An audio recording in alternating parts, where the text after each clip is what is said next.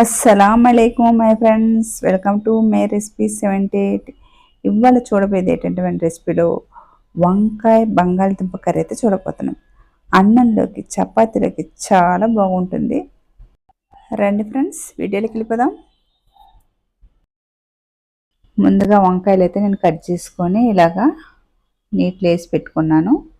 అలాగే బంగాళదుంపలు కూడా ఒక 2 పైన తోలు తీసుకొని శుభ్రం కడిగేసుకున్న తర్వాత ఇలా కట్ చేసుకొని ఇలా వేసుకున్నాను. టమాటాలు ఒక 5, సన్నగా తరిగిన 1 ఉల్లిపాయ, 1 టేబుల్ స్పూన్ కారపొడి, 1/2 టేబుల్ స్పూన్ పసుపు, 1/2 టేబుల్ స్పూన్ జీలకర్ర పొడి, 1 టేబుల్ స్పూన్ ధనియాల పొడి, 1 టేబుల్ స్పూన్ అల్లం వెల్లుల్లి పేస్ట్, 1 టేబుల్ స్పూన్ సాల్ట్, 3 పచ్చిమిరపకాయలు కట్ చేసుకోవాలి. అలాగే ఇప్పుడైతే స్టవ్ మీద కడాయి పెట్టేసుకొని కొద్దిగా అయితే ఆయిల్ వేసుకోవాలి. ఇలా ఆయిల్ వేసుకున్న తర్వాత కట్ చేసి పెట్టుకున్న వంకాయలు ముందుగా వేసుకోవాలి. ఇలా వేసుకున్న తర్వాత ఒక 3 నుంచి 4 నిమిషాల దాకా ఫ్రై చేసుకోవాలి. ఇప్పుడైతే 3 నుంచి 4 నిమిషాలు అయిపోయింది. ఇలా సగం ఉడికిన తర్వాత ఈ వంకాయలన్నీ తీసేయాలి.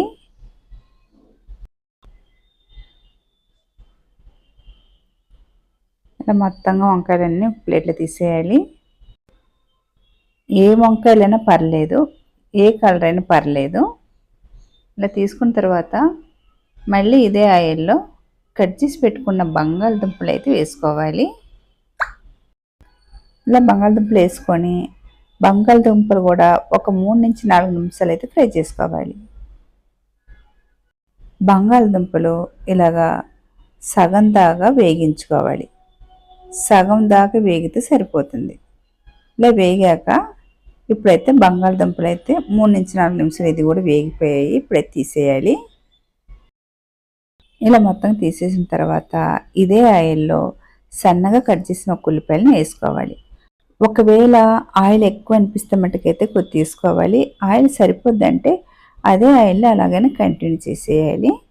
ఇప్పుడైతే సగం ఉల్లిపాయలు వేగిన తర్వాత 1 టేబుల్ స్పూన్ జీలకర్ర ఇలా వేసుకున్న తర్వాత బాగా ఫ్రై చేసుకోవాలి. ఇలా కొద్దిగా బాగా కలర్ మారిన తర్వాత ఇలా బాగా వేగిన తర్వాత తీసిపెట్టిన అల్లం వెల్లుల్లి పేస్ట్లో కొద్దిగా వాటర్ వేసుకుని పోసుకోవాలి. నేను అల్లం వెల్లుల్లి పేస్ట్ వేసేటప్పుడైతే వీడైతే సిప్ అయిపోయింది ఫ్రెండ్స్, ఏమనుకోవద్దు. ఇలాగ అల్లం వెల్లుల్లి పేస్ట్ పచ్చివాసన పోయిన తర్వాత ఫ్రై చేసుకోవాలి. ఇలాగా బాగా పచ్చివాసన పోయిన తర్వాత ముందుగా తీసి పెట్టుకున్న టమాటాలని ఫైన్గా ఆడించుకొని తీసుకోవాలి. తీసుకున్న తర్వాత ఇప్పుడైతే ఇందులో అయితే వేసుకోవాలి. వేసుకొని బాగా కలుపుకోవాలి. ఇలాగ బాగా దగ్గరికి అయ్యేంత ఫ్రై చేసుకోవాలి. ఇలా దగ్గరికి అయిన తర్వాత కొద్దిగా అయితే వాటర్ వేసుకోవాలి. నేనైతే మిక్సీని కడిగేసిన తర్వాత ఆ వాటర్ని అయితే వేస్తున్నాను. టమాటా ఆడించుకున్నాం కదా ఆ వాటరు. ఇలాగైతే దగ్గరికి అయిపోయిన తర్వాత ముందుగా తీసి పెట్టుకున్న మసాలాలన్నీ వేసుకోవాలి. 1/2 టేబుల్ స్పూన్ పసుపు, 1/2 టేబుల్ స్పూన్ జీలకర్ర పొడి, 1 టేబుల్ స్పూన్ ధనియాల పొడి, సరిపడా సాల్టు, 1 టేబుల్ స్పూన్ కారపొడి.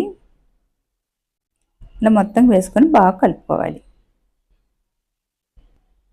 ఇలా బాగా దగ్గరికి అయిన తర్వాత ముందుగా ఫ్రై చేసి తీసి పెట్టుకున్న బంగాళదుంప వంకాయనైతే ఇందులో అయితే వేసుకోవాలి గ్రేవీలో.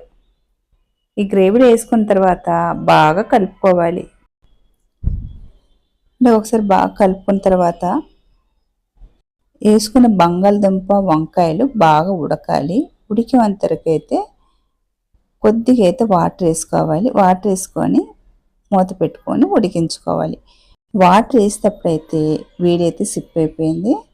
ఇలాగ ఒకసారి బాగా కలుపుకున్న తర్వాత 10 నిమిషాల పాటు ఇలా మూత పెట్టుకొని ఉడికించుకోవాలి. ఇప్పుడైతే 10 నిమిషాలు అయితే అయిపోయింది.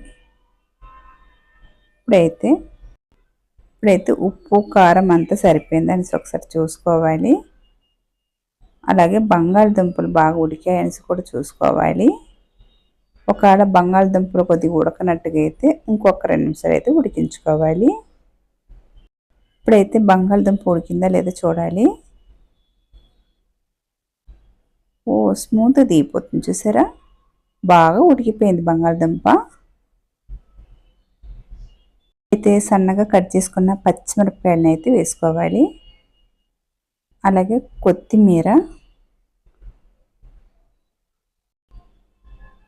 కస్తూరి మేతి